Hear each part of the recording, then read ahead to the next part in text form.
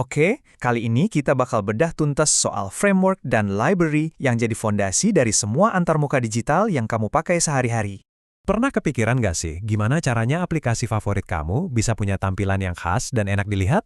Nah, semuanya itu berawal dari antarmuka pengguna, atau UI. Ini jembatan antara kita dan dunia digital. Buat para developer, tantangannya itu gede banget. Gimana caranya bikin wajah digital yang nggak cuma cakep, tapi juga gampang dipakai dan konsisten di semua perangkat.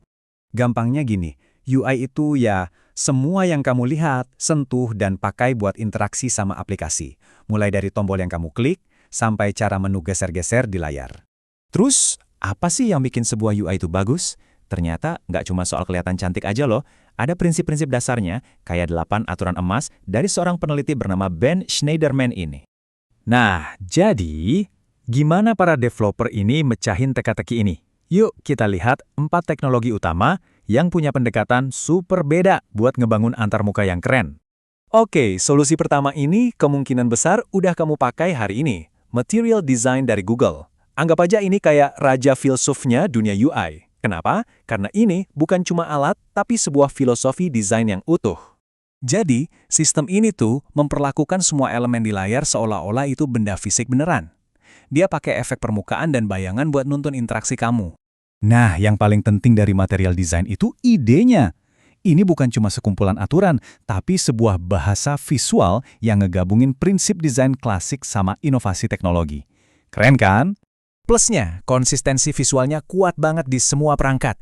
Tapi ada minusnya juga. Banyak aplikasi jadi kelihatan Google banget gitu, jadi kurang terasa unik.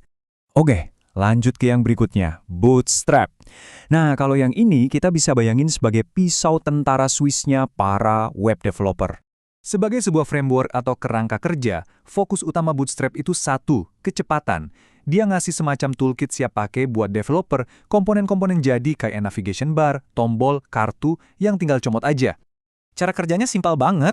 Daripada kamu bikin kartu dari nol, kamu tinggal bilang ke HTML-nya buat pakai kelas card dari Bootstrap, dan voila, elemen yang udah jadi langsung muncul.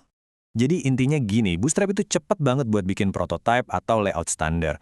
Tapi kalau nggak diutak-atik lagi, website yang dibikin pakai Bootstrap bisa kelihatan mirip-mirip semua alias generik. Sekarang, kita pindah ke filosofi yang beda 180 derajat, Tailwind CSS. Anggap aja ini kotak legonya para desainer. Beda banget sama Bootstrap yang ngasih komponen jadi. Tailwind itu ngasih kamu kepingan-kepingan dasarnya. Tiap kelas utilitasnya cuma ngerjain satu hal spesifik, kayak ngatur warna atau ukuran. Bener-bener kayak kepingan Lego kan? Inti idenya adalah kontrol penuh di tangan kamu. Kamu bisa bangun desain yang benar-benar custom dari nol, langsung di dalam HTML, tapi pakai alat-alat dari Tailwind yang udah powerful dan logis. Coba dilihat bedanya. Bootstrap ngasih kamu satu kata card. Udah, jadi. Kalau Tailwind, dia ngasih kamu resep lengkapnya, instruksi presisi buat ngebangun kartu apapun yang kamu mau. Oke, terakhir nih, mari kita ngobrolin soal apa yang bikin antarmuka itu jadi hidup dan interaktif. Kalau tadi kita ngomongin tampilannya, sekarang kita bahas otaknya. Kenalin, React, sang mesin dinamis di balik banyak banget aplikasi modern. Nah, gini.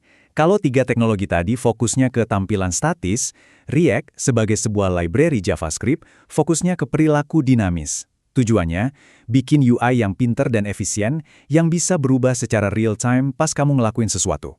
Caranya, React itu mecah antarmuka yang rumit jadi bagian-bagian kecil yang gampang diatur dan bisa dipakai ulang. Ini efisien banget, apalagi buat aplikasi-aplikasi yang gede dan kompleks. Struktur berbasis komponen ini ditambah lagi sama fitur-fitur canggih kayak Virtual DOM. Itu tuh semacam salinan virtual dari UI yang bikin update di layar jadi super ngebut. Itulah alasan kenapa React jadi salah satu pemain utama di dunia web development sekarang. Jadi, kalau kita rangkum nih, kita punya 4 filosofi yang beda banget buat ngatasin masalah yang sama. Gimana caranya membangun antarmuka pengguna yang luar biasa? Intinya apa? Pilihan para developer, mau pakai filosofi, toolkit, kotak Lego, atau mesin dinamis, itulah yang ngebentuk pengalaman digital kamu setiap hari. Kenapa ada aplikasi yang rasanya nyambung banget, ada yang unik, dan ya semoga aja semuanya berfungsi lancar. Nah, ini ninggalin kita sama satu pertanyaan terakhir. Seiring batas antara dunia fisik dan digital makin kabur, kira-kira aturan main kayak apa ya yang bakal ngatur antarmuka di masa depan?